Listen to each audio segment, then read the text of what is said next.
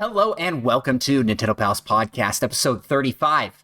Tonight, we're talking Pokemon Snap, Super Green Beans Mario Online, and how moving has affected our game time. And Micah did not mess with the show notes right before this, if you're wondering. That and more.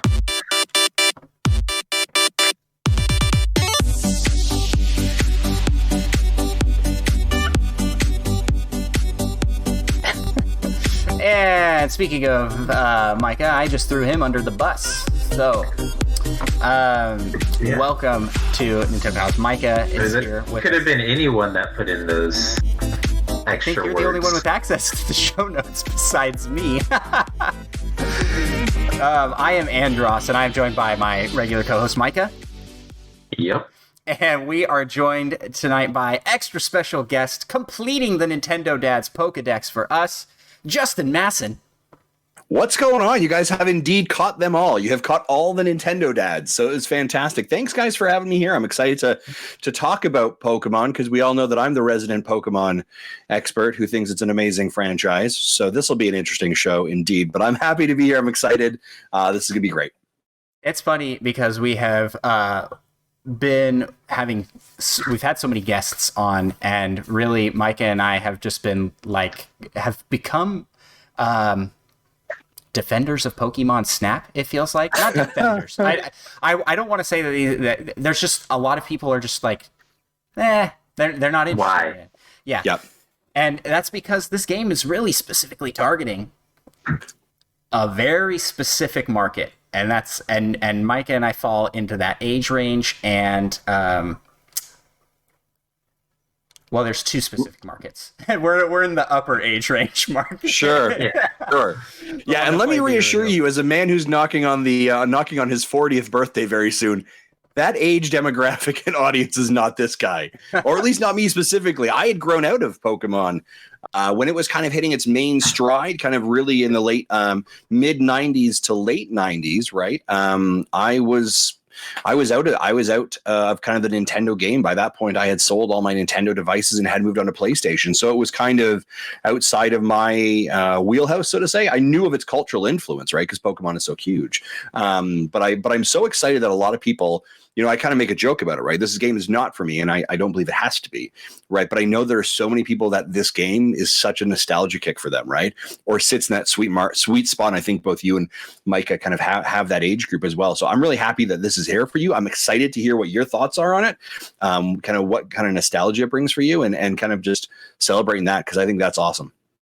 Yes, it's a lot of fun. We just got done streaming it, and I gotta say, it does hit the nostalgia almost exactly. So it's more of what my childhood.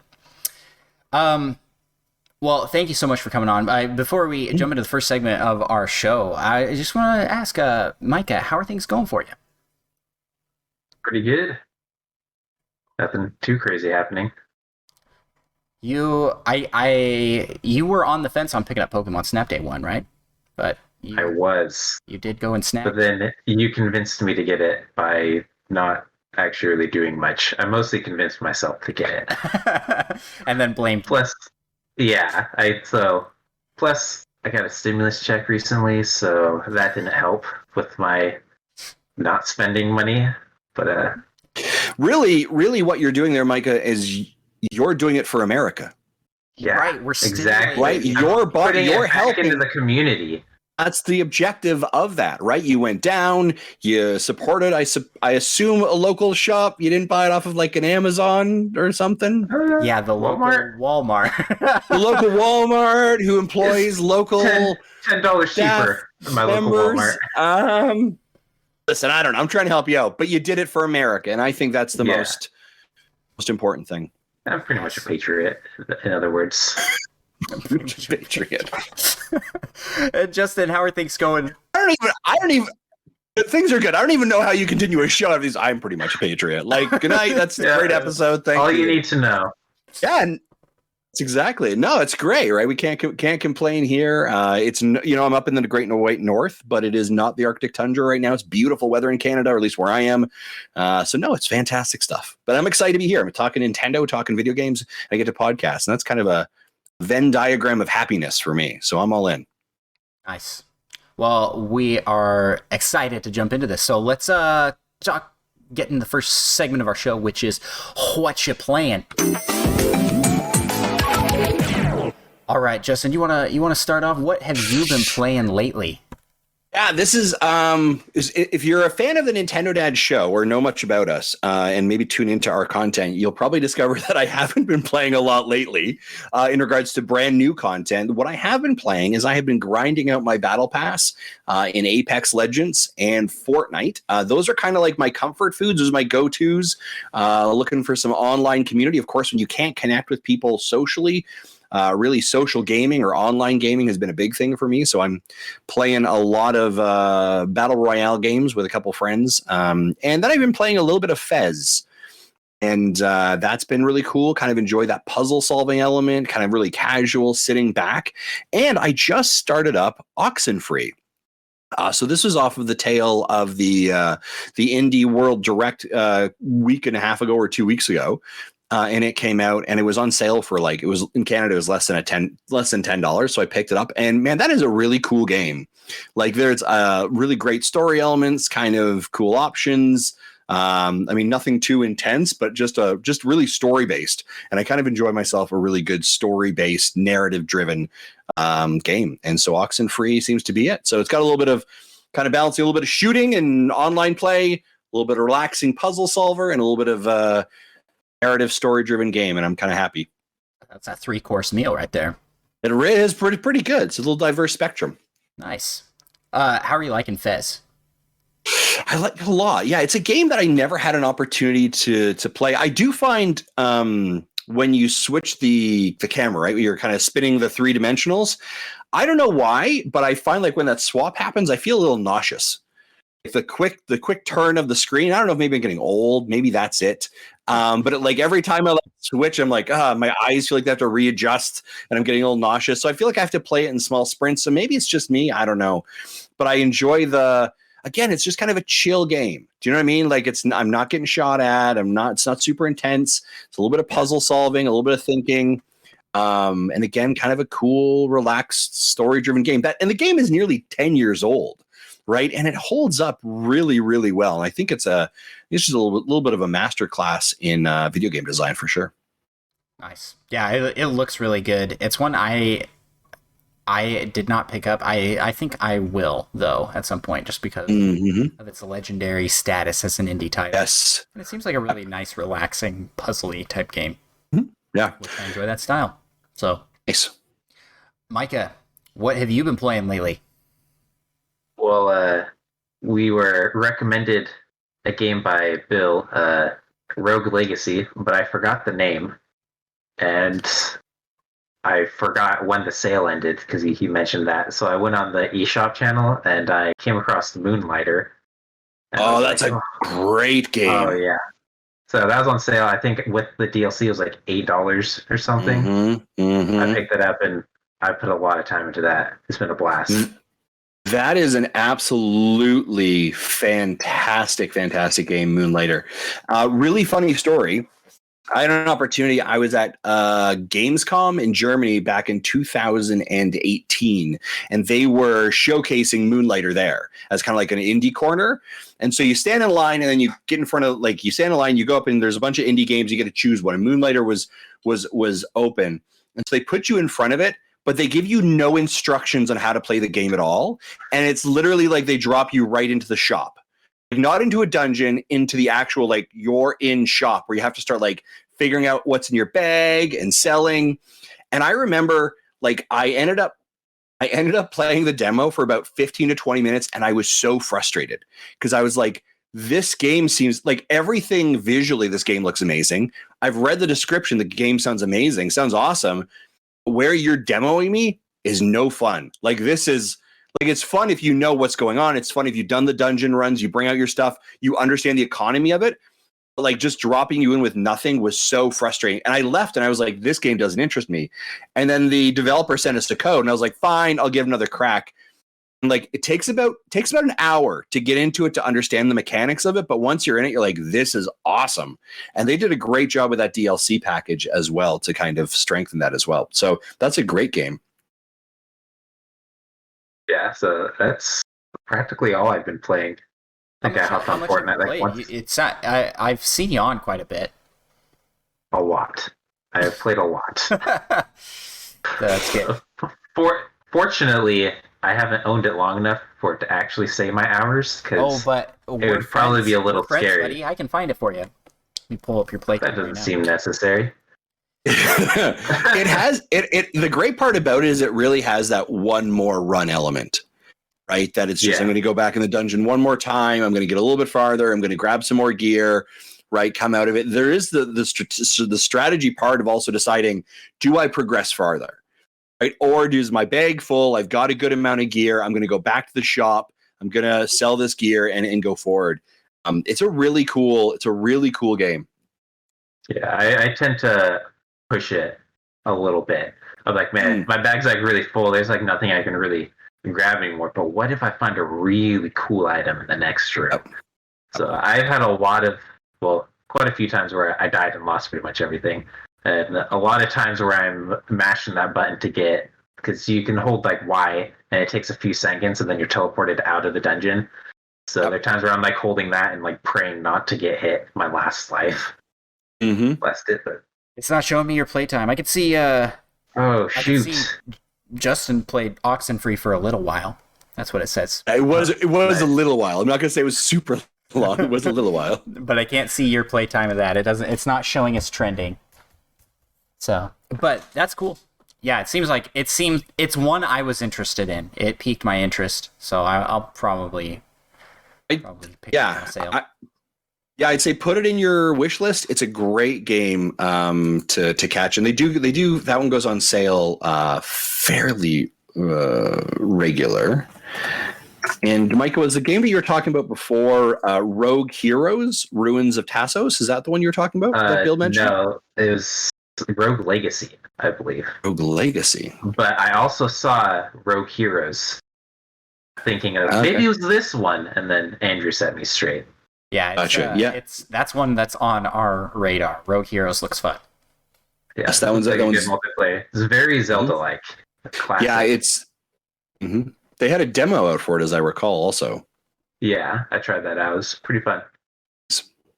Well, that transition. Speaking of demos, I tried out the Metopia demo a little bit. I didn't really get very far. But my son, I watched him play through it, and he is loving it. He loves the Miis, loves making Miis, and that I thought it was cool that they did a demo. I think it's one that makes sense to have a demo for.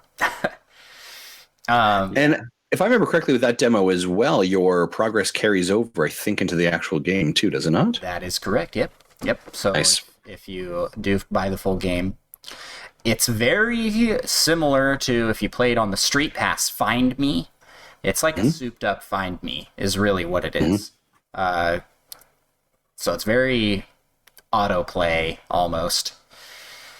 And yeah, it's novel. I don't know if I'll pick it up. I honestly, I think the demo has made me have more question about picking it up than I had before, and I was already kind of on the fence. After you talk about loving Miis so much. I know. Well, I can't. And how they're the greatest. Do I just buy it to support the comeback of Miis? I'm buying Mario Golf. That's going to have Miis in it. Yeah. I mean, I think it's interesting. You know, Nintendo had talked about before them looking for more opportunities to bring 3DS games over to the Switch. We haven't seen a lot of those kind of examples. Metopia is an interesting game to kind of move that market needle into it. I know that Marty was saying it's not just a up-resed 3DS game. I think there was something very quintessentially interesting about like the Miis, right? During the Wii, during the 3DS time. and I don't know if it's necessarily captured the way that we would want the Switch to capture it in that way. So it kind of feels like, I think, walking around with a 3DS in your pocket and Street Pass and having Mii's kind of cross over, right? The Mii mini games that were there as well. Like there was kind of this like meta of games within that, right? And I think that was something that really brought that community around it, where I think, without something like Street Pass, the Switch doesn't have that. So it doesn't feel like it's in the same vein or the same pocket that maybe they're looking for. It'll be interesting to see how it sells. But I know that, I think I was listening to someone on IGN recently were saying that like it's a great game for like an hour or two, and then you're pretty much at the end of it. So a great game for the demo. Yeah, exactly. You may have reached the demo, may be your peak. Yeah, I can definitely say that, but it does. I am interested in it as well. So I tried that out, and then besides that, I also didn't get a chance to play too terribly much this week. So I'll talk about my big play, which was new Pokemon Snap. Just finished up my first playthrough of that. Micah on stream with me. He kind of over the shoulder critiqued my picture taking skills, and lots of insults and things. we had a good time. I'm still like really fresh off the playthrough and can't really. I don't know how much of this is like a good, thorough look at the game. I haven't really analyzed it too much in my mind, but I was enjoying myself. First off, the game is as gorgeous as the trailers make it look. It looks really good. Very, very pretty game, and they do such a great job with the world in that one. And then I guess other points, some differences between the first game and this game. In the first game, it felt more on rails because there was always like one thing to look at on the screen, basically. And you were like, okay, I've got to get a good picture of this Pokemon. But in this game, there will be things happening on both sides of you, up above you, behind you, and it almost gets a little overwhelming. Where I'm like, shoot, I'm going to have to play this game because I was looking this direction, focused on this Pokemon, but there was stuff behind me. There was like puzzle solving aspects to it with like the sound design. We heard a Pokemon but could see it. Oh. And I followed the 3D sound to where a woodpecker was behind a tree that I had already passed. Okay. Going off. So there's some cool things like that. So is it still on rails then? But just your field of vision, you get more 360 than kind of your left and rights, or? Yes. The original game also had 360, but they didn't have as much going on in the scene at once. Might just be because of limitations of the N64, right? But this game felt very much like I wish I was in VR almost. Because there was a lot, like I wanted to be looking at a lot at once. I actually had to go in and turn up the sensitivity so I could turn faster to see things. Wow. Yeah, it was fun. And if it's piqued your interest at all, I'd say definitely it's worth the pickup and check it out. It's I don't know all the Pokemon that are in there, but you do have the scanner, so it'll tell you what the names of Pokemon are. And it starts you off with nothing, and that felt very slow. The tutorial felt very, like the first level felt like more of a tutorial, but then you play the first level again with the scanner, you play the first level again with the nighttime variation, and everything's different. Like the Pokemon are all different. Yeah, and we talked about this on the stream, but that's not saved because I didn't set my stream settings properly.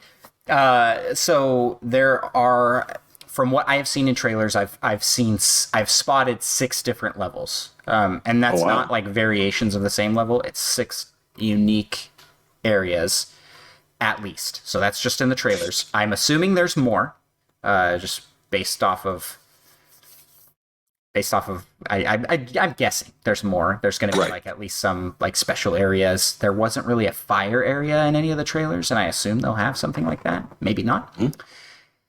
And when we played through the first area, which was the nature park, had 3 different variations. It had the daytime, nighttime, and then an Illumina section. And the Illumina section was like a single Pokemon that was like big, and you're just trying to capture this one. So it's kind of a boss to the level, Yep. the overall level.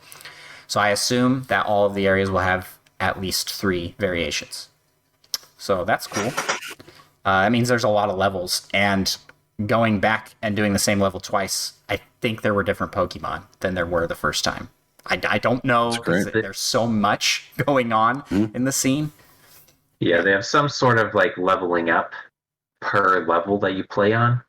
So I'm assuming leveling up the research or whatever on one level causes new things to happen. It makes sense. Maybe Kind like of branching cascading. paths you can take. I don't know. If you are questioning content, is this going to be like the old game, which you could clear through in like 8 hours? I definitely think this is going to be a bigger game than that. A lot. That's awesome. And there's a lot more replayability already. So yeah, it's fun. So you were saying that before you guys played the original Pokemon and you talked about Pokemon Snap, you talked about the nostalgia.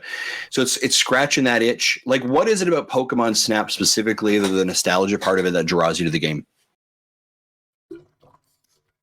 Micah, you want to start with that? I'm just trying to get that perfect shot of a Pokemon, or getting a Pokemon to do a certain kind of like pose or action, and then getting a good picture of it. So trying to figure out, first, I guess, what those actions are and how to get them to do them, kind of. So it's kind of just like a puzzle. And there's some shooting skill in there. I did realize that as we were playing tonight, is like, you're on rails moving, so you can't stop and take the picture. You have to actually like kind of lead a little bit and aim and track with the Pokemon and get them centered to try and get the highest score. And that's harder than I remember it being. Nice. There's some flying Pokemon that swooped by pretty quick. Oh yeah, I did not get that the first time. It just was like gone, like flew past me so fast. And the second time, I like barely got it, and I was just like basically shooting from the hip at that point.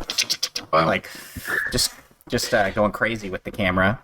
Isn't it? I find it so interesting. Like, Nintendo has a really good job of like taking these game genres and Nintendo-fying it, right? So if you think of, for example, Pikmin is a real-time strategy game, right? But it's coded under the idea of there's these little things in a super cute garden that run around and are kind of harmless, but it's an RTS, right? Pokemon Snap is a on-rail shooter, right? Where you would traditionally see like a gun and a villain and whatever, but instead we replace the gun with a camera, replace the villain with a cute, adorable creature. Do you know what I mean? Like, it's such an interesting kind of like, there's your genre. Now we're going to put it through the Nintendo Pokemon magic. And by the way, now it's something different, right? That draws a very different audience, where if someone said, hey, I'm going to buy my kid a shooter, an on-rail shooter, no, but I'm going to buy my kid a game with a camera that takes photos that are super cute. Got it. Cool. Right? Like, it's a very interesting what they've done with it as well. Yeah. And they keep the elements that are fun, because when they just take it and boil it down to what makes an on-rail shooter fun. And I think that Pokemon Snap nails that to a T. I love the arcade shooters back in the day where you have the big plastic gun. Aiming. Those are a blast, and this game captures that. But it's almost more relaxing because of the element they go with it. What makes Pokemon Snap fun? I do think that there's a big nostalgia play. Sure. But the immersion into the Pokemon world, which you don't see so much in a Pokemon game, where these creatures are like actually out in the wild and doing things in the environment. And unlike the first game, well, the first game does that for an N64 game in its era, in its time. It was like, wow, this is immersion. I am on a safari. This new one does that so well to me. Like, you can you can kind of see with some of the Pokemon characters like a story playing out as you're going through. This Grookey and Pichu were at the very beginning, and they kind of scatter. They pop up again later, wandering through the grass, and then they're out in the flowers at the end. And you just kind of see them going and living a life through this little area. And there's enough going on in this game that I didn't really feel like, oh, he's doing the exact same thing he did last time. It felt more natural and more like a wildlife. Yeah, I was gonna ask you. So, like, when you play each level, or so you go back to your, we talk about replayable value or replay value, right? You've talked about when you go in, there's a daytime, there's a nighttime, there's a Lumina mode, right? Do the creatures literally, or the Pokemon literally spawn the exact same spot every single time, or are you, like, I go in about 100 feet and they're tree to the right and there's a Grookey, right? Like, is it there every single time, or is it somewhere else different times? There was so much going on, I couldn't really tell. Sure. I think some of them yes, and some of them no. Micah, what would you say? You were more watching, more observing. I'd say for the most part, I think they do, but there are like sometimes, like one time I can't remember the Pokemon, but there are 3 of them on a branch, and if you threw a fluff berry or fluff fruits at them, it like upsets them, I guess, and they like fly off. So you can cause them to do like different things to let you take pictures. Yeah, and they notice the fruit and they'll change their path, right? Yeah. So I think there was enough variation from playthrough to playthrough that I didn't notice, like, oh, he's standing in the same spot. Or if they were, it made sense. I'm like, that hoot is still in his nest. He's just sitting there. Right. Like, okay, yeah. Like, that makes sense to me. I didn't question that so much. Did the pacing of the movement, right? Because you're in that vehicle, you're moving along. Did that feel too fast for you? You can't really slow that down, right? No, in the old game, you unlock the ability to speed up, and you unlock the ability to stop, I believe. That's like very end game. Sure. It's been too long for me to remember. So I assume that's an unlockable thing at some point. The speed feel too fast? I'd say yes. So especially like the first time you're playing a level. Yeah, I was like, because there's so much going on. The second time, if I was like, okay, I know I'm going to look over here, and I'm going to look over here. The first time, it's very much a like, this is going too fast. I got to get pictures of all these things. And I think that actually adds to the replay value. The levels are very short. Let's see. We did, in the course of an hour, we played through like 7 or 8 levels. Wow. Was that repeating any levels or just? Yeah, it was repeating levels. So we did about 7 or 8 runs. Yep. Okay, sure. And that was between 4 levels. So we did like 2 on the first one, 2 on the night, 1 on the Illumina, and 1 on the. I think on the last. I think we did like 6. I think I did. Then. I think I did 3 of the first. Okay. And yeah, that was where I was talking about, like, that very first one kind of felt like it was slow because you didn't have anything you could do. You were just kind of. Once you unlock the ability to throw stuff or to scan things, you can interact with them a little bit, which I think opens up the game to being more than just a picture simulator. Like, so when you finish a level, like, does it kind of like rate you? Does it say like, hey, you've got 3 out of 5 stars, and here's what you missed, or like, how do you? And then I guess when you go back, do you have to have are you really searching for the ones you missed? Like, how does the stackability? I guess like, when you go back in the level, do you have to take the exact same photo of the exact same creature again, plus the ones you missed? Like, what's kind of the mechanic behind the replay? That's a good question. This new game adds a wrinkle to that, in that there are 4 poses for each Pokemon. Okay. And you can only submit 1 Pokemon picture to the professor for review per round. So next time you come on, you're going to try and get him in a different pose, or try and figure out what other ways that you can interact with them to get a picture. And those are starred. So it's like, if you got pose star 1, pose star 2, pose star 3, pose star 4. It's not it has nothing to do with rating. It's just how they numbered them for some reason. And then there's an actual score based off of a number of factors. Usually it's is the Pokemon centered in the frame? Is he in the center dot that you have? Is he sized well in the frame? Like if it's super far away, you're not going to get as many points for the size. If it's too close, you'll get not as many points. You just want him to fit really nicely in the square. Pose, if there are other Pokemon in the picture, and if they're facing you. So all those factors come into play, and those total to a score. Even background a little bit. Oh yeah, background was another. Really? Wow. Flower or something. I'm not quite sure how it works. We couldn't really figure out how that one was working, but we were getting points. Yeah, Andrew got some extra points because there was a Bidoof on a dam, I think, that it had built, and I think that got some bonus background points. Okay. So and going for like high score, I think the high score I got was with the Illumina Pokemon, and that was a little over 5,000 points, but was averaging around like 3,000 point range. Some of them were less. I mean, for some of those Pokemon, that like there was like, okay, clearly I have to do something else to get them to come closer, and I haven't unlocked that yet. So I would just be taking, and you can zoom in as well as move around freely. Yeah. I'd say that that scoring system. So then, if you want to take more pictures of the Pokemon, you can go for a better score because the professor is keeping all these for a report, and so you can try and get a better scoring picture, or you can submit the same Pokemon with a new pose, and he'll go, "Sweet, you found a new pose for this Pokemon," and you're just trying to, in Pokemon fashion, collect them all, fill your your journal. Yeah, that's great.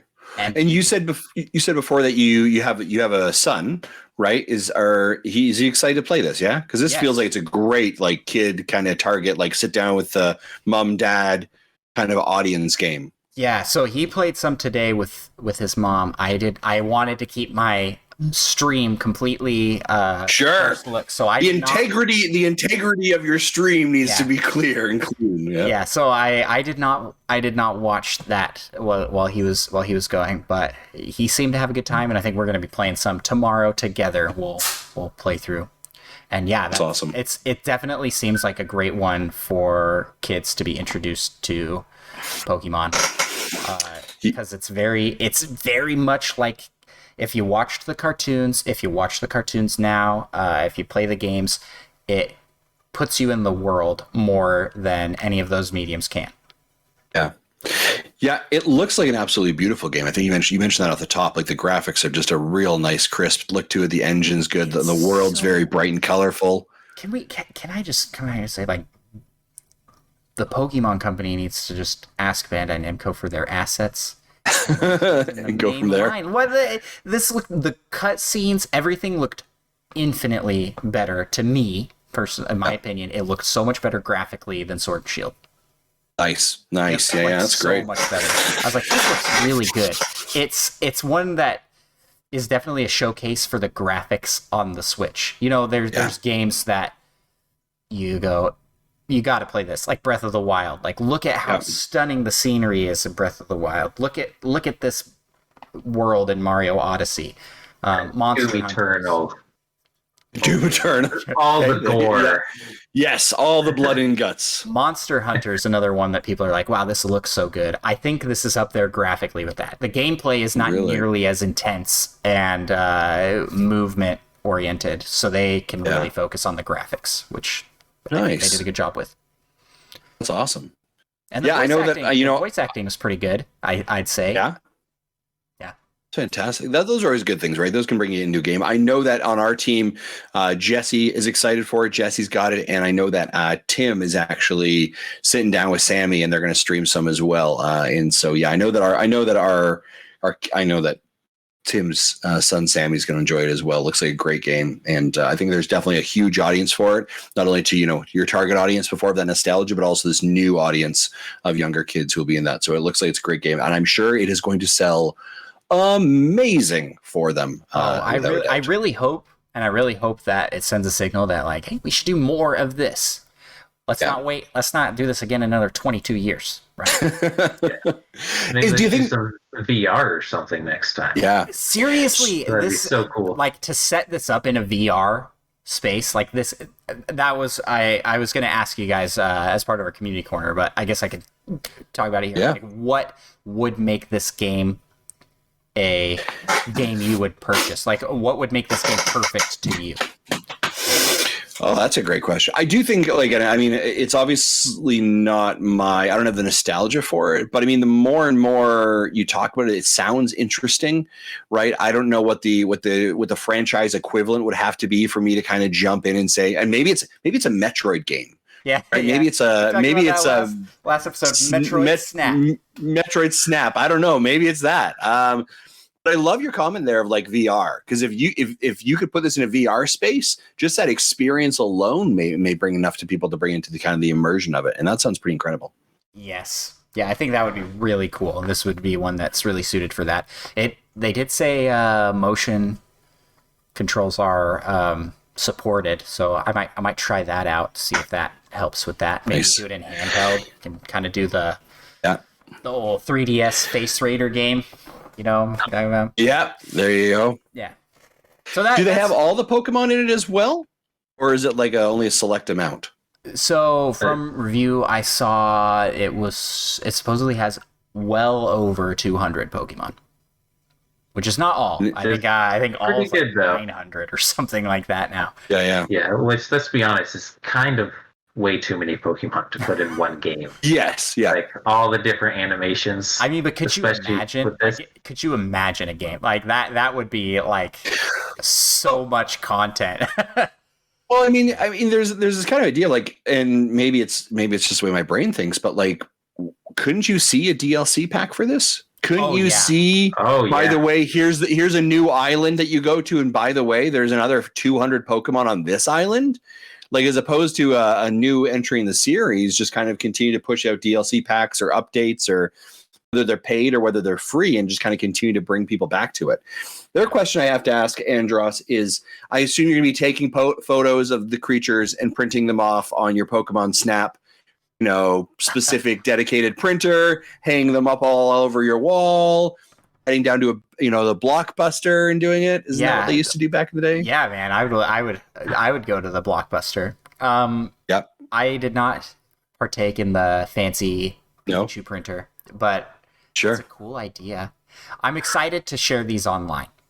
And that was something I didn't dive too much into the stream. I didn't want to be poking around in menus and stuff. I wanted to get into gameplay. Yep. But I want to mess around with that. Apparently, there's ways for the professor to auto upload his favorite stuff to your, so you don't have to worry about it. It's like taking your highest scoring pictures and uploading them automatically.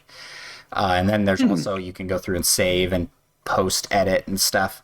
I would really like to go see the leaderboards for that and see what that looks like. Yep. And I want to compete with people in our community to see who can get the best score pictures. I think great idea. This would be a fun bounties on certain Pokemon or something. Yeah. After a week. Yeah. Someone get the best magic card. Yeah, who can get the best magic card picture? It's a great contest to run. It makes logical sense, right? And I know that like today, our Twitter timeline on NintendoDads has just been full of scrolling through, and there's pictures and there's of everyone's Pokemon that they're catching. It appears, very much like when Animal Crossing came out a year ago, like people are just attached to it, and I think that's a great thing. And I'm really happy that someone. Yeah, I was gonna say this is a very shareable. They've designed it very smartly to be a marketing machine in itself. Yep. It's a picture-taking game. Oh, hey, why don't you share that? This seems like a good idea. And by the way, at the bottom of the picture, there's a link out to the game. Should you want to go buy it, right? Like, I mean, just getting pretty close to the marketing machine in action for sure. Yes. Well, I think. Talking about DLC for this game, I do think that would be a fantastic idea. I think that it would fit very well, very easy, because they're on rails. You go, you got new DLC pack, you're going to go help out this new professor with their mission on this island, kind of deal. So, but speaking of DLC, I think that's a great segue for us to talk about the Nintendo news. And at the top of our Nintendo news talk, Super Mario Party gets an update, adding online play.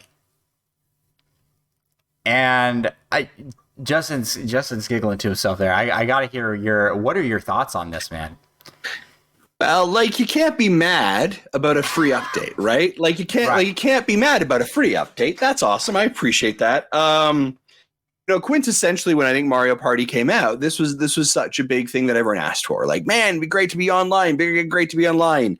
And I think usually when a game comes out, there's this window, right, where the fever is, the hype is still there, and you can do those updates, you can make those adjustments, you can bring people back.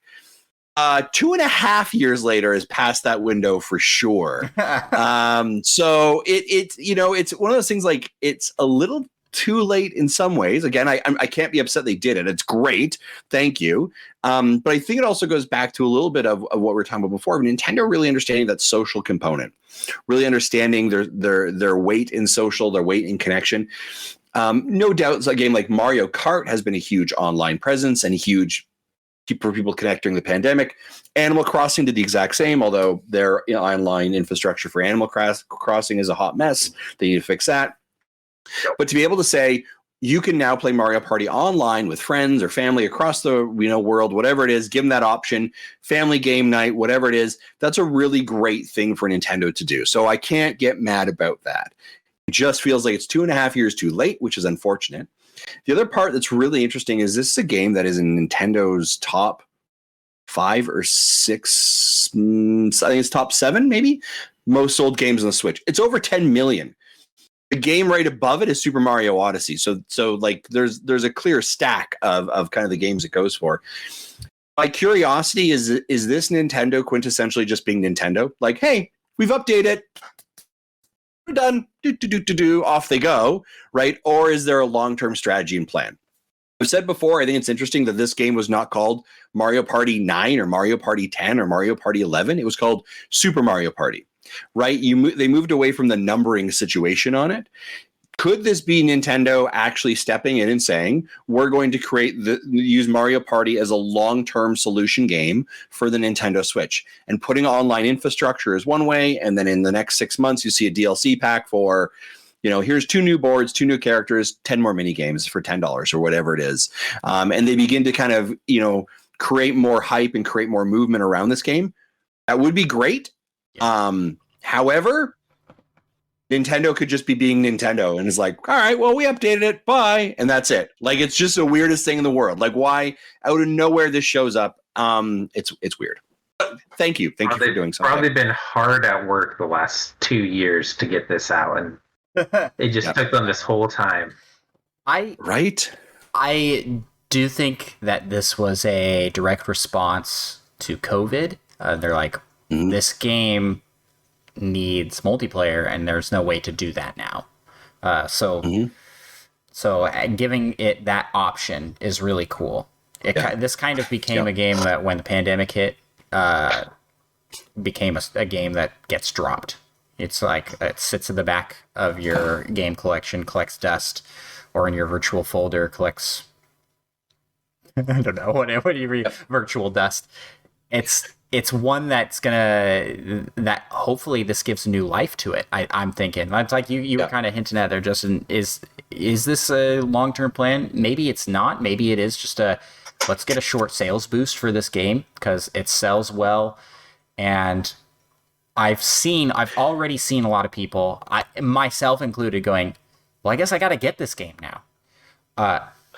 And that's a great point, right? I think as you look at, kind of like the pandemic and what has occurred, obviously Nintendo did a great job for sales numbers for the pandemic, right? Animal Crossing dropping when it didn't hurt, but they ended up actually coming into a Switch shortage, right? Because there were so many people buying Nintendo Switches. I'm at home, I need some kind of game. So the mom and pop walking into a Walmart, a Best Buy, an EB Games, a GameStop, whatever it is, saying, I'm going to pick up a Nintendo Switch for my kids because they got friends who have a Nintendo Switch, or our family has a Nintendo Switch. We want to play games together. What games can you recommend that we can play together online? That list, from a Nintendo's perspective, especially if your objective is to bring the family together, is a very small list. So if you can say your must-buys are Mario Kart, Animal Crossing, Mario Party, right? If you can add a couple more to that list, then it's a huge win. And so I think, to your point, it's a little bit about boosting sales. It's a little bit about understanding where they are right now, and it's getting more people into their ecosystem. And this is probably a relatively easy thing for them to do. Yeah, 100%. Michael, what are your thoughts on getting an update here?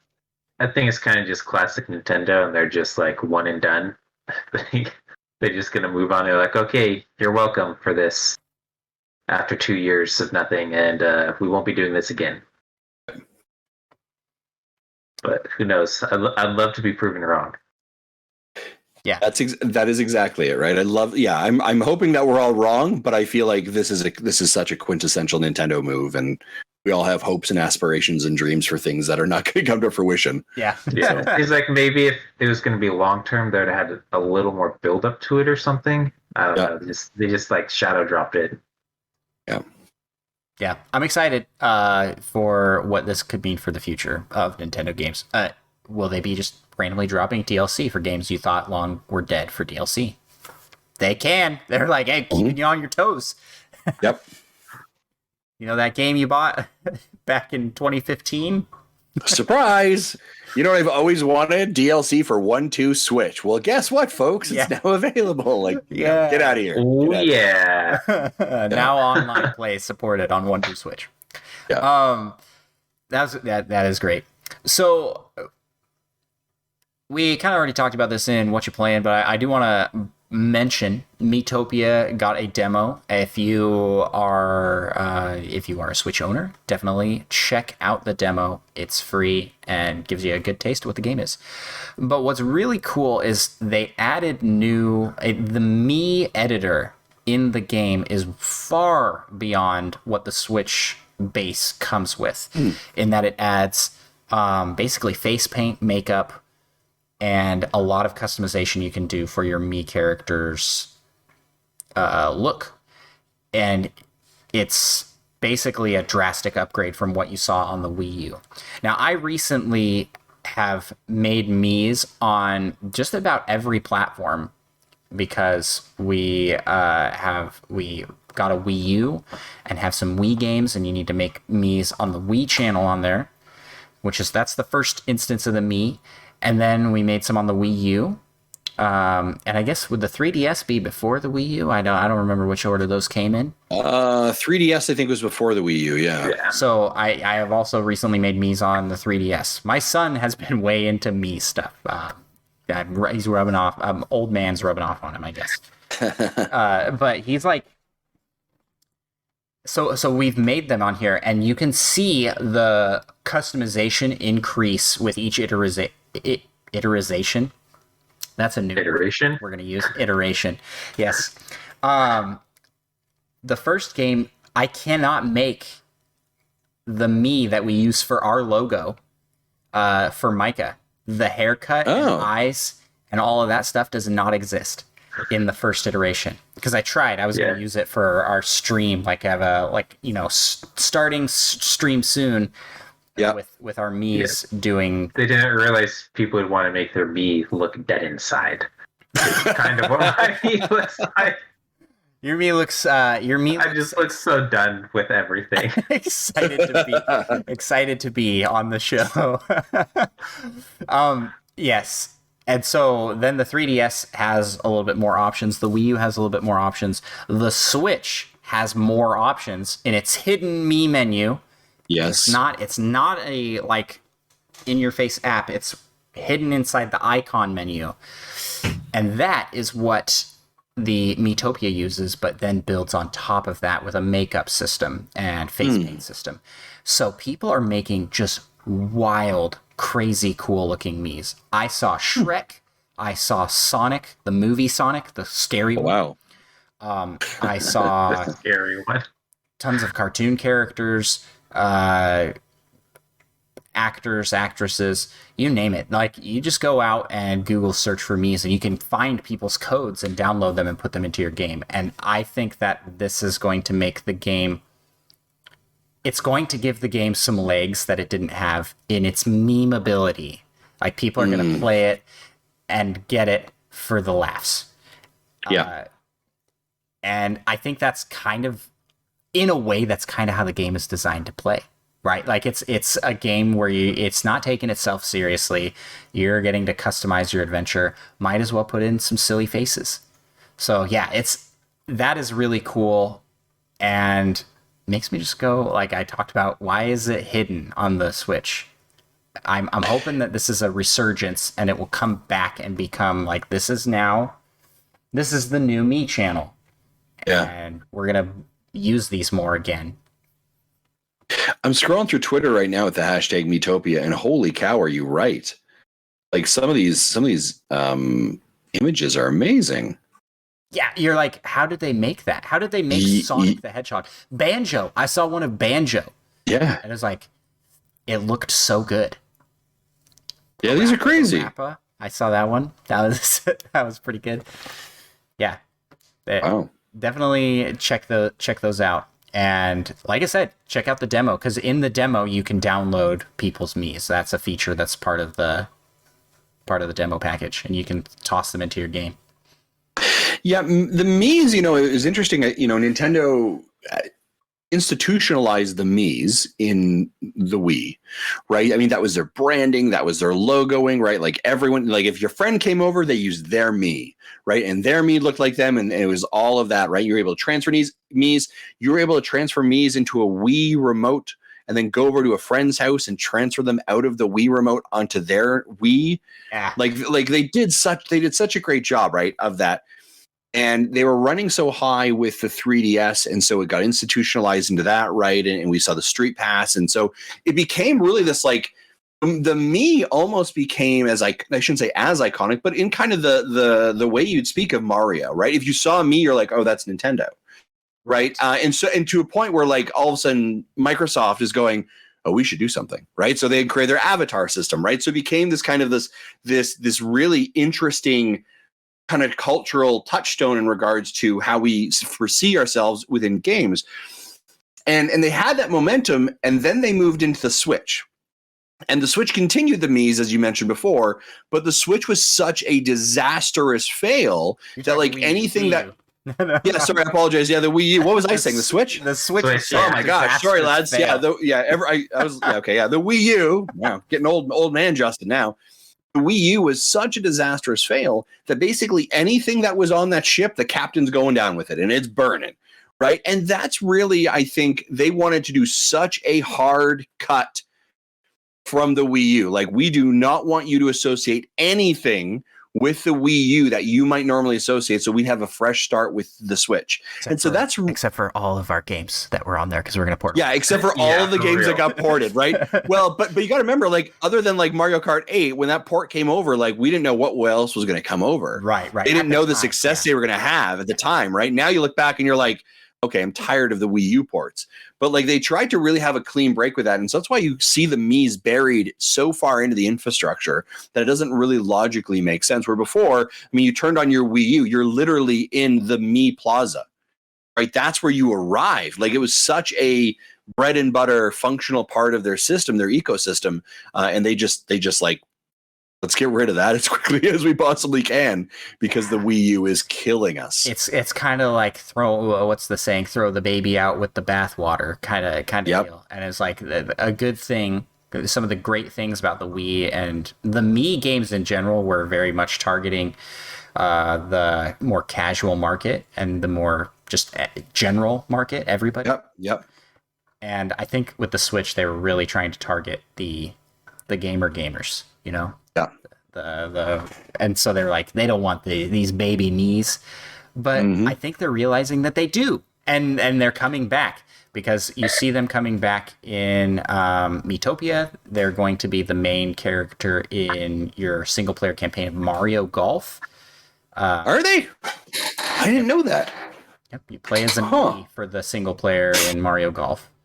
Look at you breaking news to me right now that I had no idea about. Yeah, now you're making me question my. Oh, don't question me just because, or don't feel like I'm questioning. Yeah, you're probably right, and I'm probably wrong. Pretty sure you play as your Mii in the single player campaign. Or interesting. I don't know. Oh, sure. Look, I'm actually on their website right now. It's the thing called the intranet, and I'm looking at pictures, and it does appear.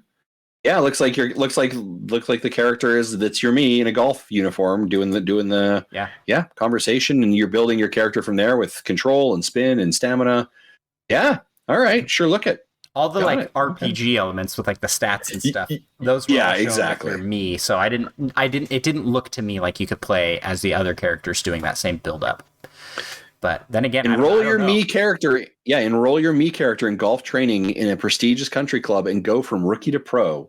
You'll face off against your Mushroom Kingdom classmates and earn experience points. Level up to improve your character's stats like power, movement, and spin. You can bring your character and their customized stats into other modes too. Oh, that's cool. That's real cool. Yeah, I'm excited for that. So I joked in that direct that Miis are back, but I am hopeful that it brings us a sense of nostalgia that people are like, man, I miss Wii Sports. Let's bring that back. Let's bring back some of those games. I don't think you have to cut those just because the Wii U tanked. I think there were other problems. It wasn't the Mii. Yeah, no, I agree. No one was like, you know why the Wii U failed? Miis. That's get exactly those out of why. Here. Yeah. Right? We got to get rid of those things. That was not the reason it failed. Yes. So, Metopia. Definitely check that out and check out some of those crazy creations being made online.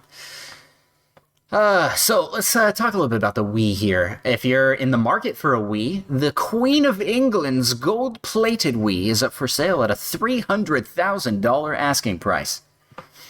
This was a How much gold are we talking about? This is it's just plated gold. This was produced by a third party and given as a publicity stunt for, I believe it was like the Neighborhood Games collection. Some third party, like, kind of garbage game. No, I'm not going to say garbage game. It's probably a fine game. But just some game I'd never heard of. The company put this together and sent it as a publicity stunt to the Queen of England. Very unlikely she received it or played it or whatever, but the person that has it now is a collector and has decided to sell it for $300,000. It does look very fancy.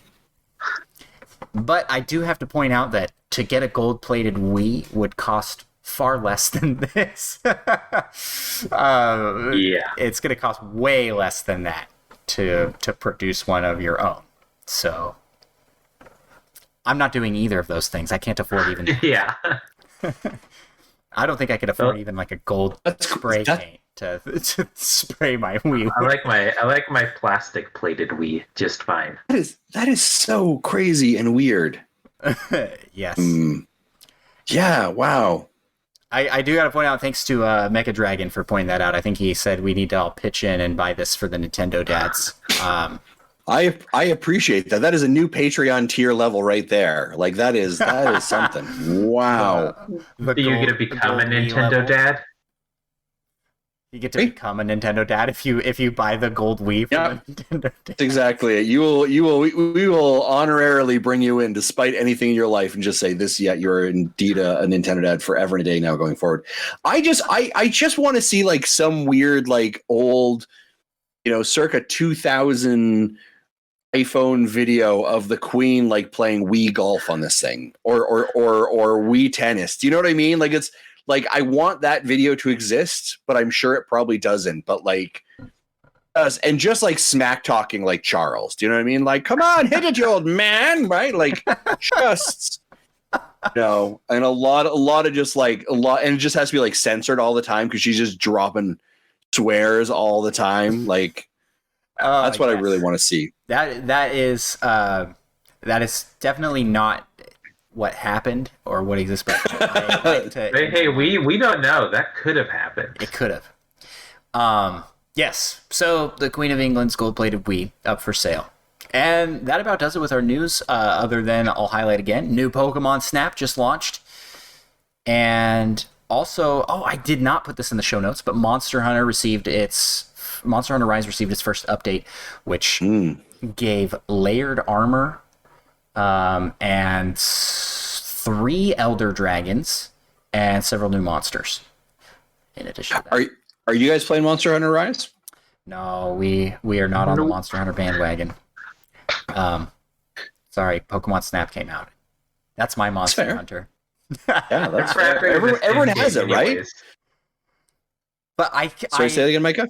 They're practically the same game anyways. I mean, they're identical. 100% identical, right? I can say that I'm excited for Monster Hunter fans for this game and for newcomers to the series because this update looked cool. It was adding some really cool stuff. The layered armor looks pretty sweet. Yeah. And apparently it actually gives like a proper ending to the story, because it was apparently one of the biggest critiques and criticisms was that like the ending was not kind of like left in a cliffhanger and it was never finished. So this actually finishes the ending properly.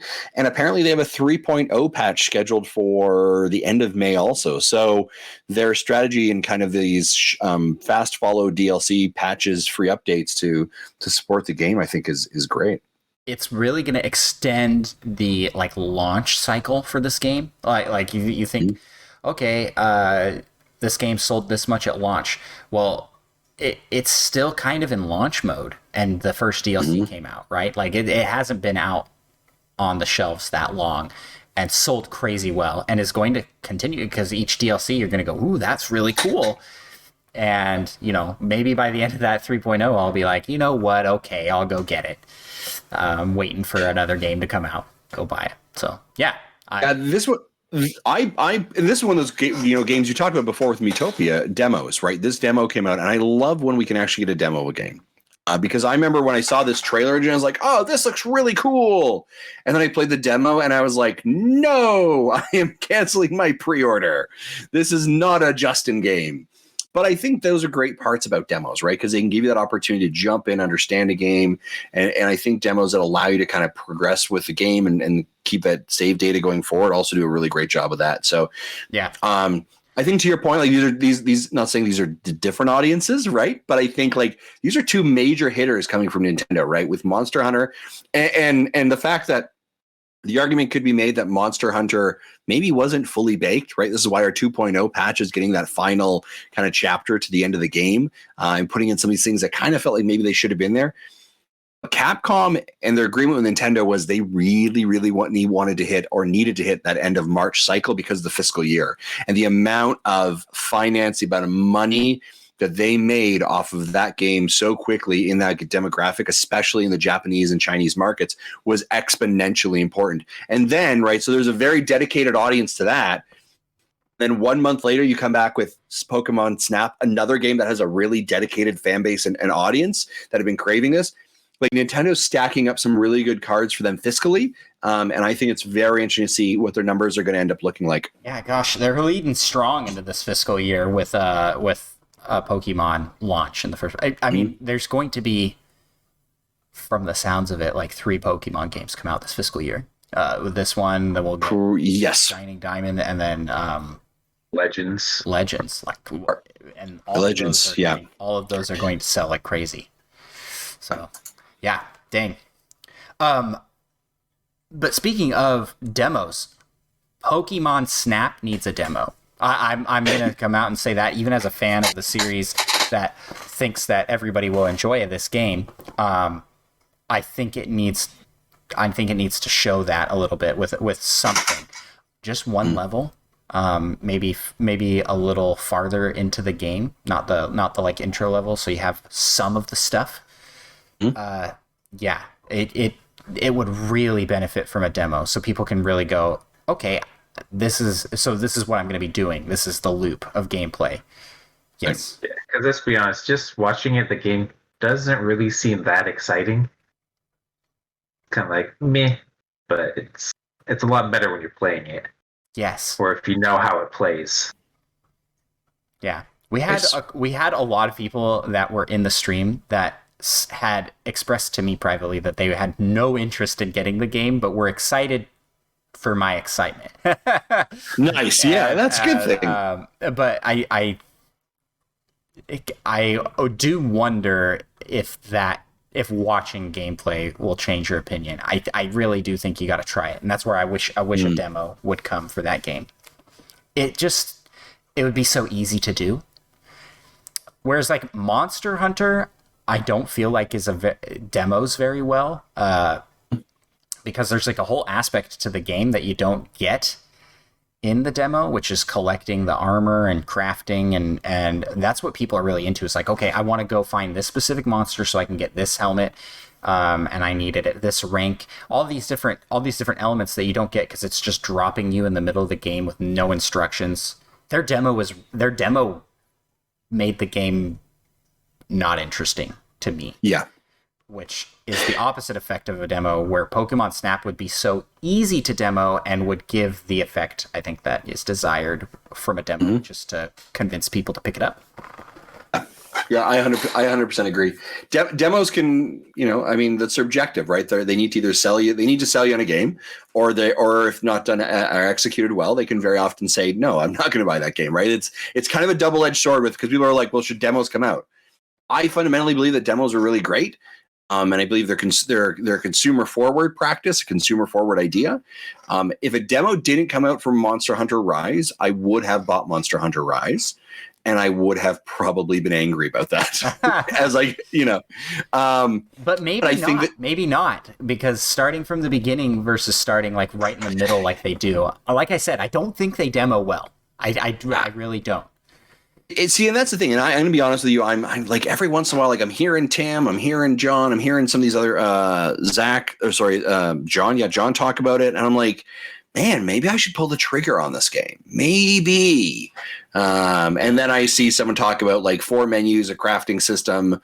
And I was like, no, I'm out. That's far too much for me. Far too much. Yeah. Yeah, that's about where I'm at as well. I'm like, it looks cool if I was into it. Yeah, I played Dauntless 4 when it came out on the Switch a couple of years ago, or would have been last year, I think. And I really, really enjoyed Dauntless. Right? I mean, that is the Monster Hunter loop with just like you just jump in and you fight the monster in like 10 minutes with a squad. You're done. That's it. Then you go back and you gear up and you're done. And it's a free-to-play game, and I was like, this feels easier than Monster Hunter, right? It's kind of like Monster Hunter Junior, but really accessible, and it does the same loop and free-to-play, and so I enjoyed that. That's again, if you're looking for something to kind of scratch that Monster Hunter itch and you haven't played it, check out Dauntless. It's really good. All right, I'm going to definitely check that one out. Well, that about wraps up our news segment. So we do not have anything in this week's rumor mill. So let's move to the last segment of our show, which is unless either you guys hear any rumors. What's the rumors that we're hearing right now? We always talk about Switch Pro. Yeah, I mean, I haven't heard any good rumors in the last several weeks about it, right? Like it's always there, but I haven't heard anything new and fresh. I think the biggest rumor, the big question marks are, what does Nintendo's E3 actually look like? When is it going? Because we haven't got full dates on that yet. And what is happening with Nintendo and Microsoft? Is there actually something brewing, or is it just a lot of, smoke and fire and mirrors? It's tough to say. So those are the interesting things I think for rumors, but I don't know. That's just myself, but. Yes, well, we've covered most all that stuff at length. So let's move. Then you're good. Yeah, let's move to the community corner. All right, so we have a couple questions to talk about in the community corner today. We'll ask the first one here, which is addressed to myself and Justin. LPD asks, if I recall correctly, both Andros and Justin have moved around a bit in the recent past. How does that affect your ability to game? Does it mean you trim your physical collection? Prioritize the consoles you keep through the years? How has your gaming space changed? And actually, Micah, you've moved around quite a bit in the last little while as well, being a student. Yeah. So you've done some home hopping. So yeah, Justin, you want to lead? What are your thoughts for this question? Yeah, that's a great question. So yeah, I've done some moving recently. I moved in 2017. I moved to Southern Ireland from Canada. And we packed up the house that we live in now in Alberta in Canada, and we packed everything into like a sea can, and we left that sea can here, and we geared like everything down to completely minimal stuff that we brought, because we didn't know when we were coming back. how long we were going, and in truth, if we were coming back. But we knew. So I packed up all of my Nintendo stuff, all of my games, everything I had. Now in 2017, the Switch had just actually launched, right? So I didn't have really any games for it. I think I had Breath of the Wild on cartridge and 1-2 Switch, and that was it.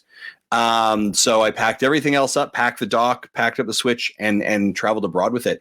But what I started doing because of that was I didn't know if we were coming back, how much room we'd have, what we were purchasing. I just kind of bought more digital games more than anything else. So if I could pick it up digitally, I probably would. And there'd be a rare exception every once in a while where I'd say, okay, this is a game that I definitely feel like I'll take a cart for it. But I tried to kind of minimize what I was buying. But I would say I probably don't kind of pare down anything anymore. So I don't really sell any of my video game stuff. I'll put it in storage, or if I was moving somewhere again, I put it in a box and I'd give it to my mom and tell her to keep it in storage as well. So I probably wouldn't get rid of anything anymore, pare down anymore. But I find just having digital collections is kind of the way I've been going. I did a lot of that with my 3DS. Almost my entire 3DS catalog is digital. And then with the Switch, I'm pretty heavy that way as well. It also doesn't hurt that nowadays when we work with developers and publishers and companies, they send us out review codes that are digital, right? So that becomes part of your gaming collection of games you keep is becoming more digitalized anyways, especially with the work and the companies that we work with. So I don't know if that's really an answer, but I try not to give stuff away. I'm still very much regretting like when I sold my normal Super Nintendo back in the 90s and my Game Boy back in the 90s. So I'm trying not to kind of give away those consoles or sell them anymore and just kind of like put them in a bin somewhere and keep them. That's a good answer. Yeah. For me personally, I will say that our recent efforts in moving, because we moved from the west to the Midwest to the east. So since the 2018, we moved from West Coast to Midwest, and then we were in Midwest for a year, and then moved to the East Coast. And during those move times, and especially during this last move time, we were essentially homeless for the good part of a month, close to 2 months, living in a hotel put up by my workplace, and then in an apartment for a brief time until we got our house.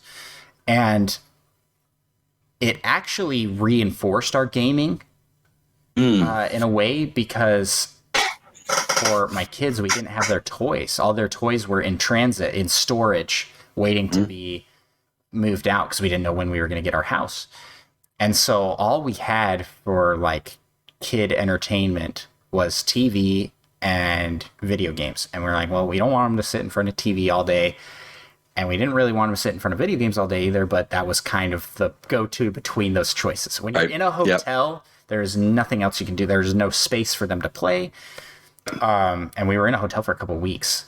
We could go out with them, but you can only do that so much. So we played a lot more Switch.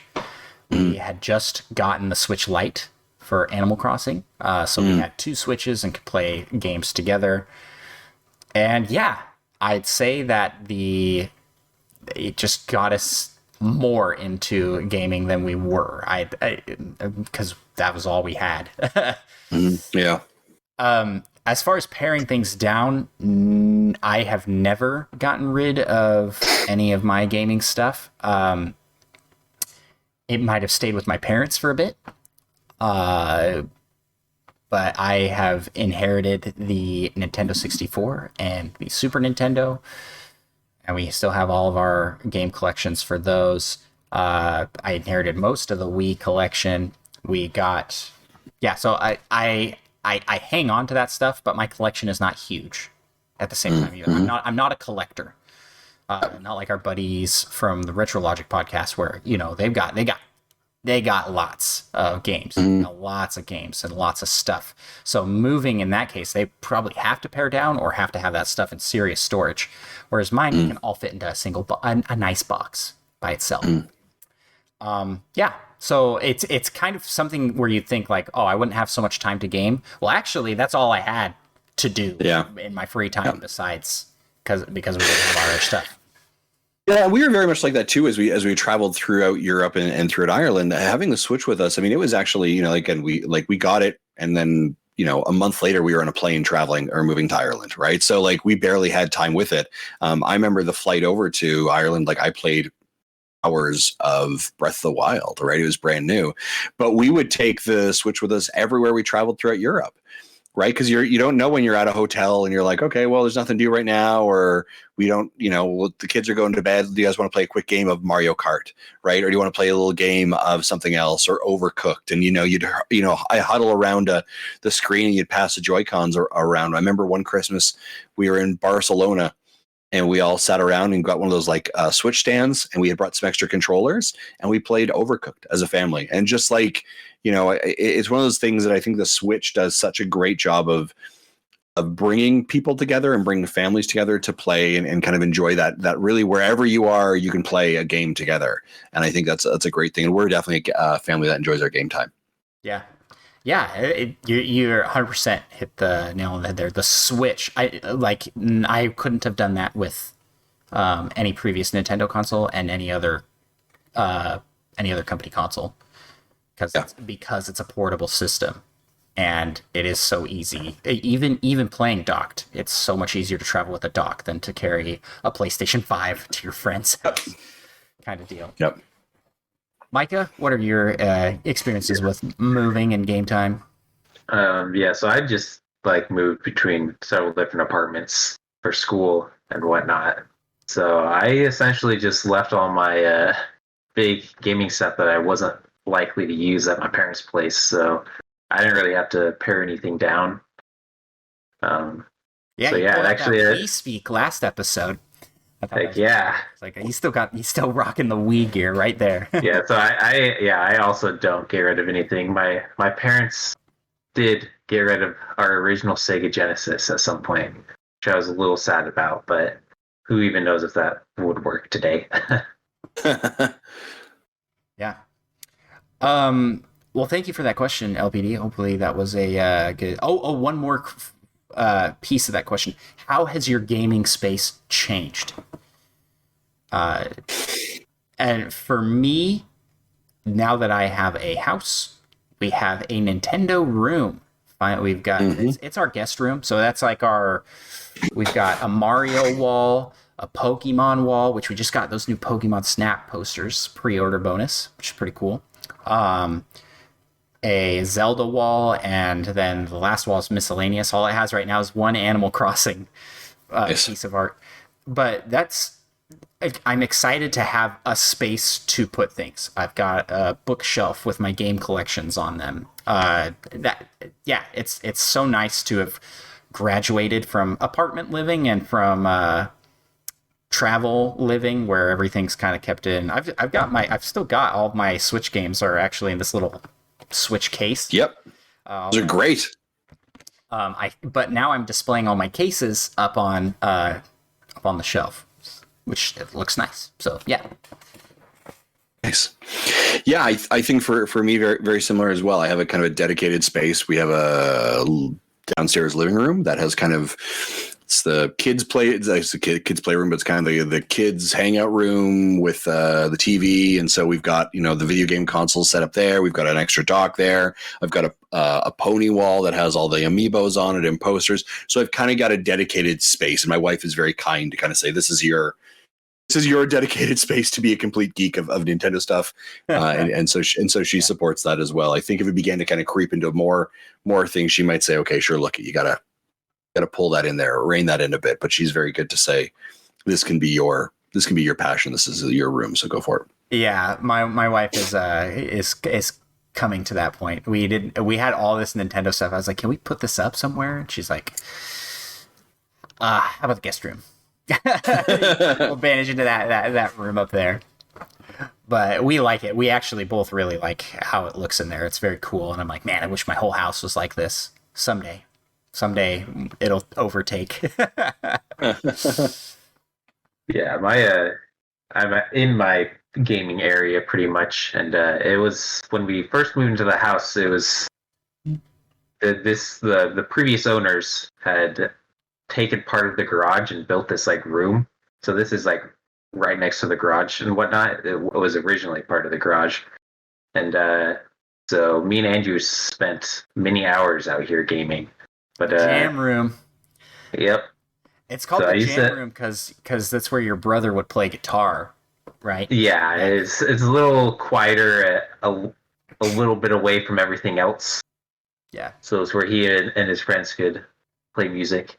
But that was like many years before I met you. Yeah, they never really did it that much, to be honest. The name stuck with it. Yeah, still the jam room. The purpose might have been questionable, but the name stuck. For us, it was mostly screaming while playing Smash Bros. Oh yeah, I was hoping you were gonna be like jam room. This is the room where we made jam. Strawberry jam collection. Right, I was like, oh man. No, yeah, we have to play out here because there's a certain note that I can only hit while playing Smash Brothers Brawl when I randomly trip as someone is doing a smash attack. Nice. And I know it is going to kill me. I can only pull off that kind of scream in that situation. Andrew knows exactly what I'm talking about. Yeah, man, that's pretty great. Pretty great. But yeah, so I actually have a VR headset, so I'd play out here, but while I was off at school one time, which all the rooms and dorms are super small, so I couldn't really do it there, this kind of became a storage room. So it's pretty crowded in here. Plus, then my GPU and my computer died. So also haven't been able to, which kind of bad timing right now with everything being crazy expensive. So haven't really been able to bust that out again. Oh. Yeah. Eventually. So it's so cool. It was like I always aspired to have a jam room. So the guest room is becoming that. But I actually do my podcast recording not in that room because I like to have my computer out with the family space. So we have just like a giant kitchen living room combined downstairs area. So it's just one big open area. I love that floor plan and design. That's why I throw this sheet up here so people aren't seeing my dirty kitchen. I don't have to clean it. It's great. Yeah, I should get one of those. For real. Yeah. So yeah, this is my podcast space is just in my living room basically. Maybe eventually I'll take over the guest room with that, but I like being out with everybody else. Sure. That's great. That's Nintendo gaming is all about gaming together. So yep. Thank you so much for the question, LPD. That was so fun to talk about, reminisce on the jam room. This good times. Next question comes from our buddy Seth over from the All N podcast. He asks, well, first he prefaces here. It has a sound bite. It's been recorded in the NintendoDads history books. It will be passed down for generations to come. But we need to hear it from the man himself. What is the best Justin was right moment of all time?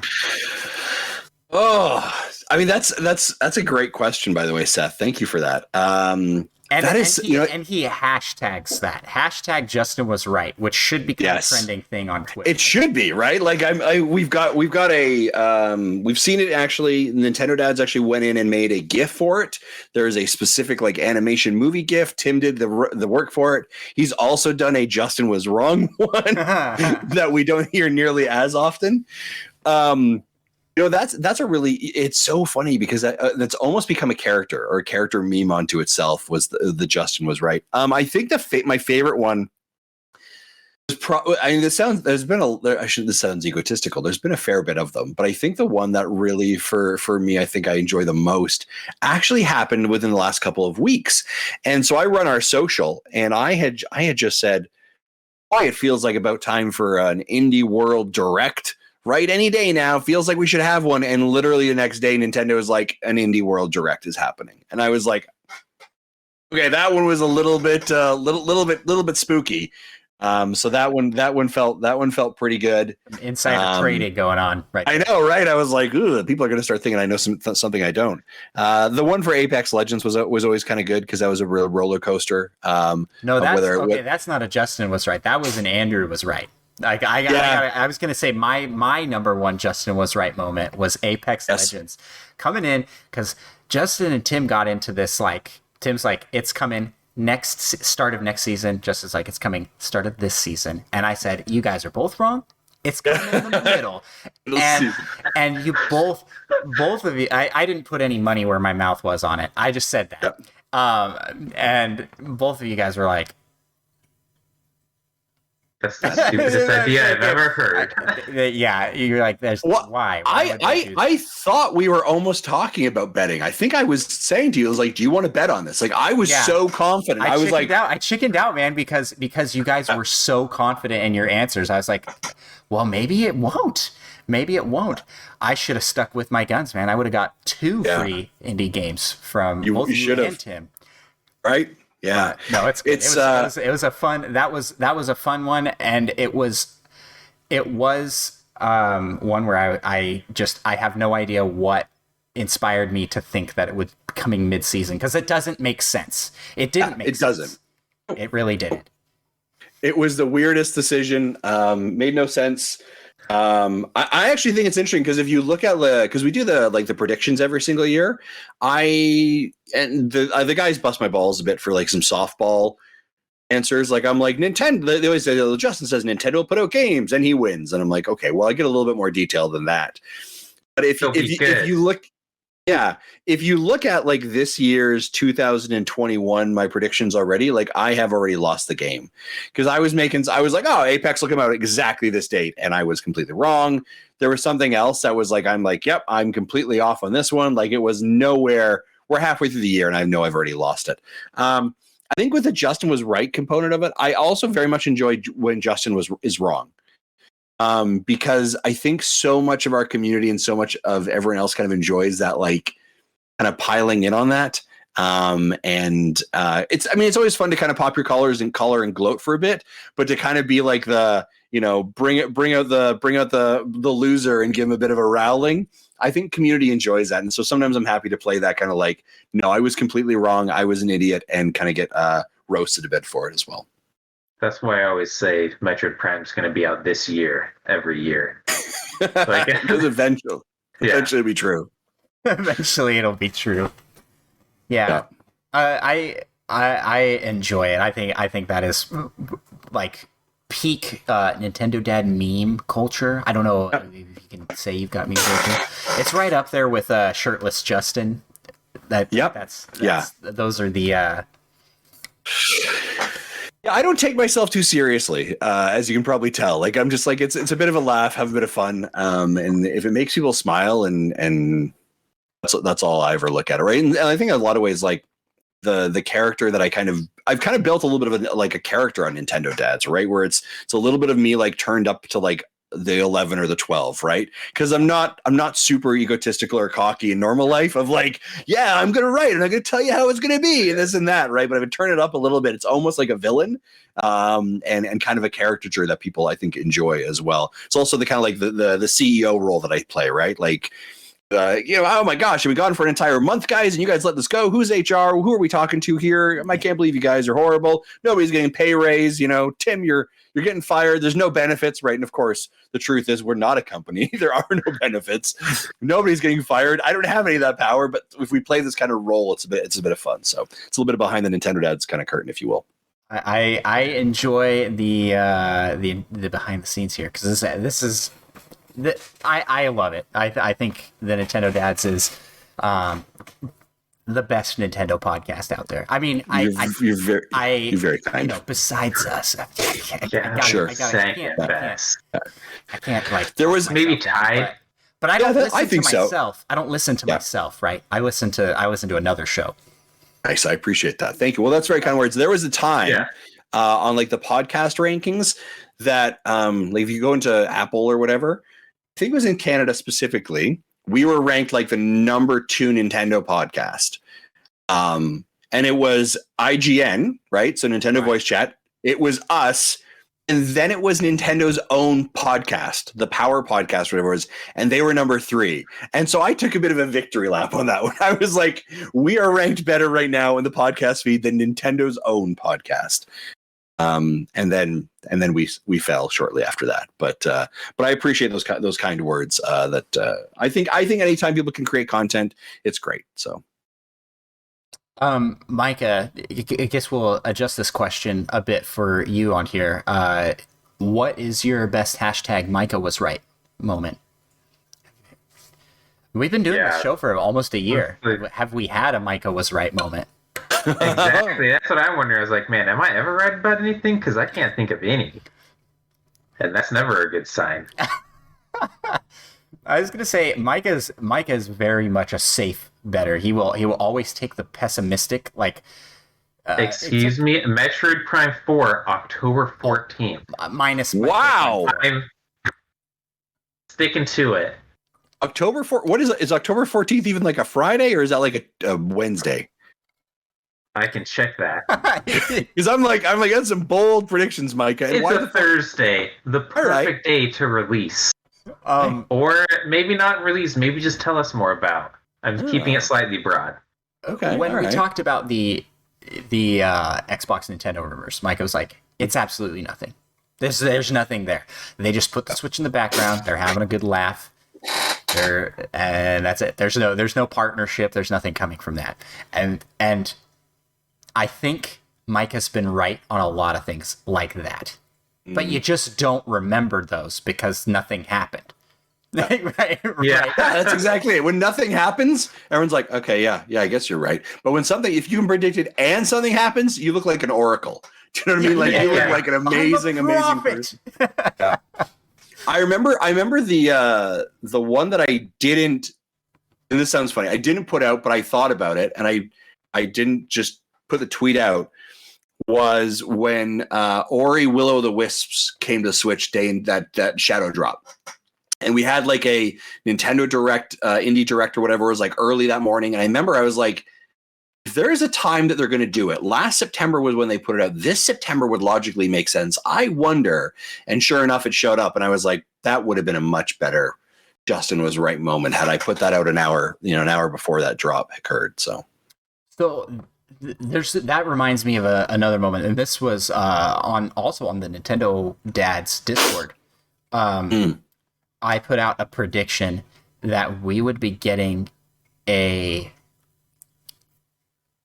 Mario 3D World plus Bowser's Fury closer look. It was like the week of. I was like, we're going to get it this Friday or this. I don't remember what day exactly. We're going to get it this day. And I said, look at this. Look, I pulled out my facts. I was like, we know nothing about this game, and it is coming out in X amount of weeks. It's around the corner, and we don't have any more beyond that initial teaser. Paper Mario, the Origami King, they announced their initial teaser, then they did a deep look this amount of time. And I took that exact same amount of time I did my maths, and I was like, right here, this is when we should get this. And sure enough, they did. And the funny thing about that is that Nintendo is so unpredictable. So that when things like that, it has to be random. Like, there's no way that they plan. They're like, okay, we do our first look here, and then 6 weeks to the date, we will give them a deep dive into this same game. There's no way, especially because all of these shadow drops on Twitter are brand new. Yeah. Like that's not a thing they've been doing for a while. So to come in and guess that like I knew, like I was doing like analytics. It's just kind of funny, you know, what we do. I used to look at that too. I used to do the whole Nintendo analytics predictive modeling, essentially, right? This is exactly what it should be. And I got burned so many times that I was like, whenever I think that there's a pattern of Nintendo, you have to realize it's just coincidence, right? And it's just happenstance, and they will do whatever they want, whenever they want. They will beat to their own drum. Yep. And so it is a bit of fun sometimes when it lands, and it's a lot of fun when it misses too. So last thing here before we close up the community corner, I wanted to ask you guys, given that we have got this new online DLC for Mario Party, what game do you have hopes for, now knowing like, oh, there is no limit to how late a game in its life cycle can get DLC? What game on Switch would you like to see get some DLC, and what kind of DLC would that be? I know I'm throwing this on the spot, so I didn't give you guys time to prepare. Micah, what do you got? Well, I got answers, and they're good answers too. A lot of good answers. I'm excited to hear them. Yeah, I think I might go with Celeste. Ooh.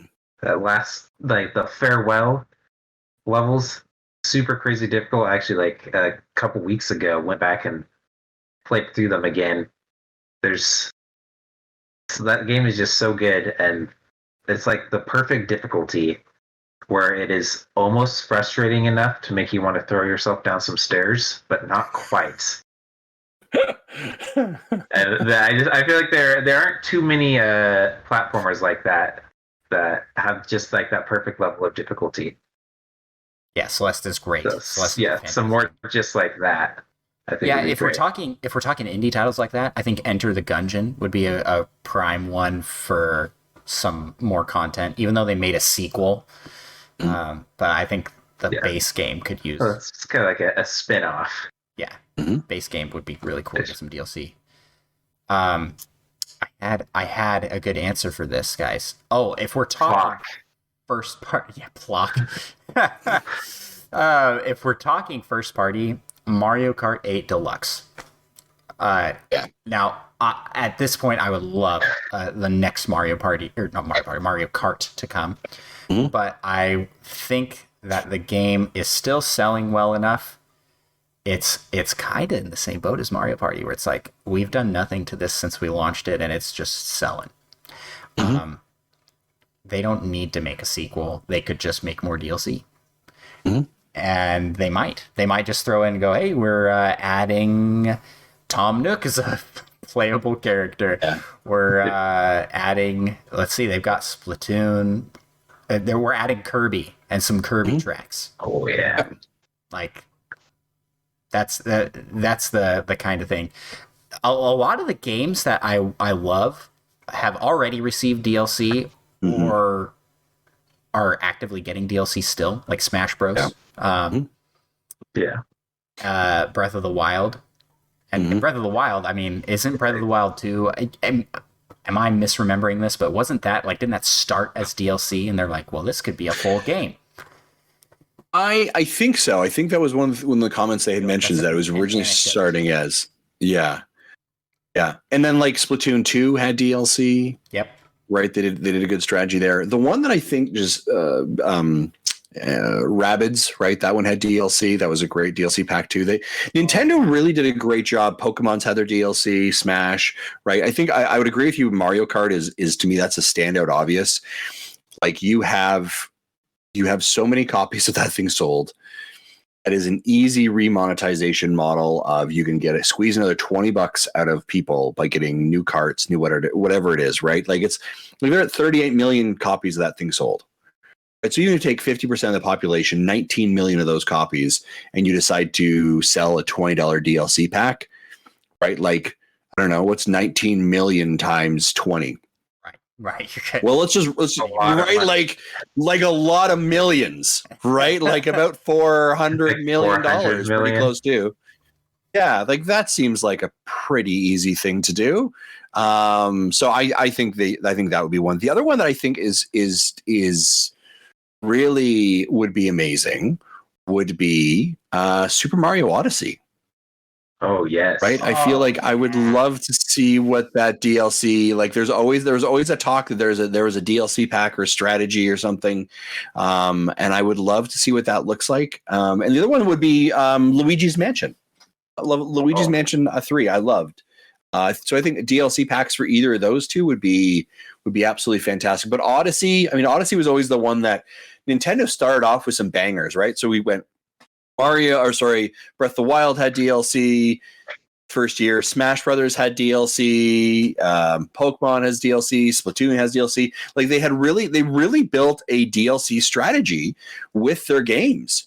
And so then all of a sudden for Odyssey not to have it is kind of weird. And that's why I think a lot of us are really thinking, as we look at the industry and what Nintendo has done, almost all of their first party games has had some kind of update or DLC strategy. And so that's why you see a lot of predictions around like a season pass for Animal Crossing, right? Because it's hit that full year marker. That feels like it's an obvious DLC pack or see a DLC strategy, a season to go along with it. So Nintendo really, for a company that hasn't dabbled with post-game launch DLC content before, whether paid or unpaid, they've really moved into that market on the Nintendo Switch in a way that they haven't before. And I think it's fascinating to see what happens. And I think, this week has been a great example of nothing's off the table. Like next week could be a shadow drop on Twitter. Hey, here's a new DLC for Odyssey. And you're like, oh, okay. All right. Well, we're all going to go back and play Odyssey now, because now we're going to Island Delfino, right? In Super Mario Odyssey. So, yeah. With hopefully some online. I would be okay with sure. the same exact update. Just add in some online play. No, it's online. Yeah, some online. Yeah, agreed. Well, that about wraps up our show for today. Justin, do you want to plug your channels and stuff and socials, all that?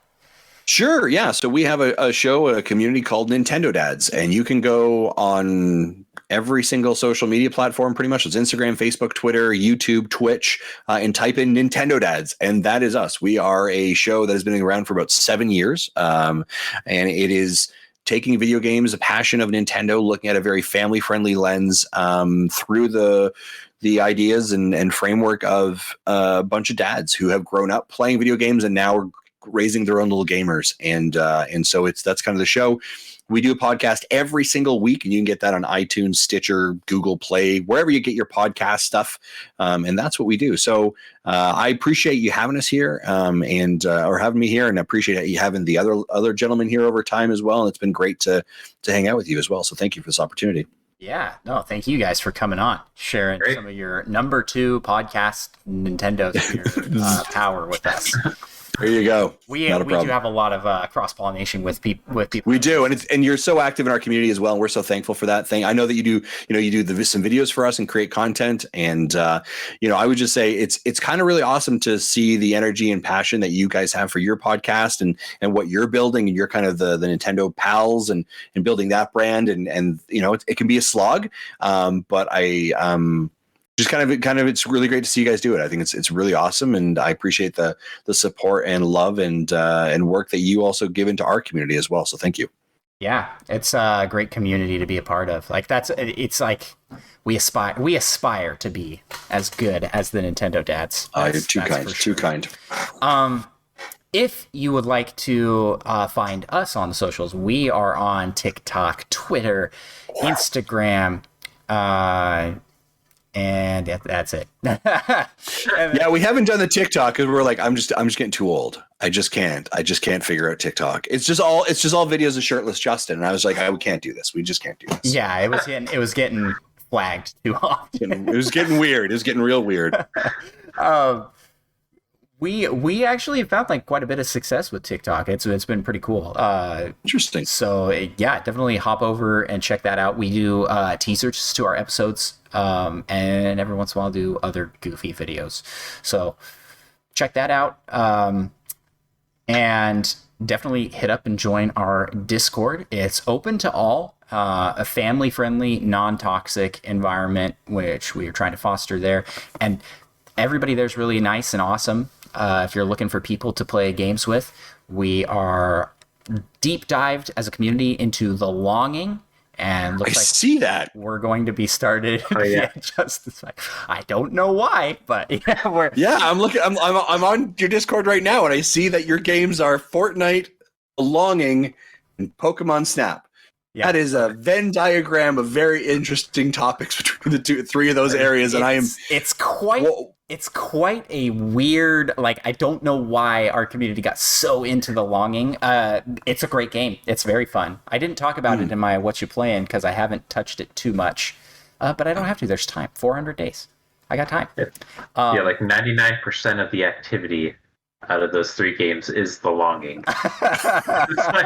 What is going on with your community? This is so every other ding I get is about the longing.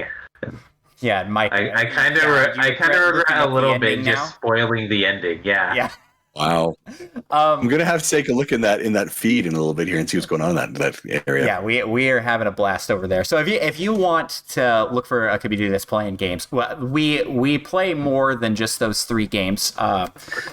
It's a good time. We do community game nights, and we have coming up on the 29th of May is the 1-year anniversary of our podcast. Mark your calendars, because we are going to be doing a community game day. It's going to be the Nintendo Pals Day. Nice. We'll be streaming. We'll be doing a special episode of our podcast that day. We will also be doing community gameplay. It's gonna be a holiday. It's gonna be fun. Special thanks to VGR for the music that we use for our introduction here. And if you want to check out more of his stuff, links to that are in the description. If you want to check out more of the NintendoDads and Justin stuff, links to that will also be in the description of this podcast or video, depending on where you're watching. And let's see. Please, I learned recently that you can only leave ratings for podcasts on iTunes as of right now. I thought you could do it on more than that platform, but only on iTunes. So if you can do it on other platforms, do it. But definitely jump over and leave us a 5-star review. It really helps us out and helps us climb in the charts of podcast rankings. Apple is not the only one that pulls that ranking and puts it for their stats. A lot of these platforms that pull from Apple feed will also take the ranking and use that to boost in there. So it helps us get seen there. If you're on YouTube, definitely leave us a sub and check out our new Twitch channel, Nintendo_Pals, and follow us on there.